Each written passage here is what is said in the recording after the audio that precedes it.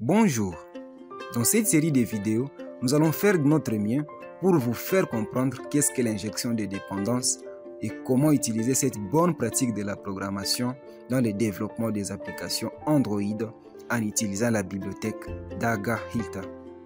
Commençons cette série avec une brève présentation de l'injection de dépendance. En programmation orientée objet, un programme est formé de plusieurs objets qui sont en relation.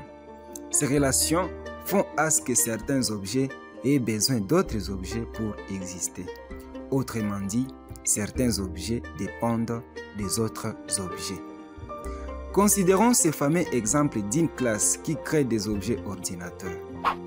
Un ordinateur a besoin d'un objet processeur pour exister. Ainsi, la classe processeur est une dépendance de la classe ordinateur et celle-ci est donc dépendant de la classe processeur. En programmation, il y a plusieurs façons pour une classe d'obtenir un objet dont elle a besoin. La première façon est que la classe construit elle-même la dépendance dont elle a besoin. Dans ce cas, l'objet dit dépendance est créé dans la classe dite dépendant.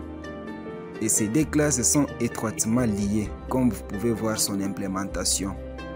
Le problème avec cette approche est que tous les objets ordinateurs qui seront créés avec cette classe auront les mêmes caractéristiques. Imaginez alors que vous souhaitez instancier un objet ordinateur dont le processeur est de marque AMD au lieu de Intel. La seule solution serait de créer une autre classe ordinateur avec cette caractéristique. Alors, autant de classes ordinateurs pour chaque spécification différente, ce n'est pas du tout une très bonne pratique. En deuxième lieu, la classe obtient l'objet dont elle est dépendante comme paramètre via les constructeurs. Et oui, c'est cette approche qui est appelée l'injection des dépendances. Au lieu d'avoir une classe ordinateur pour chaque spécification différente d'ordinateur, le mieux serait d'avoir une seule classe ordinateur et en paramètre passer tous les objets dont la classe ordinateur est dépendant. Dans ce cas, l'application doit d'abord créer l'objet processeur pour ensuite utiliser cet objet afin de construire un objet ordinateur.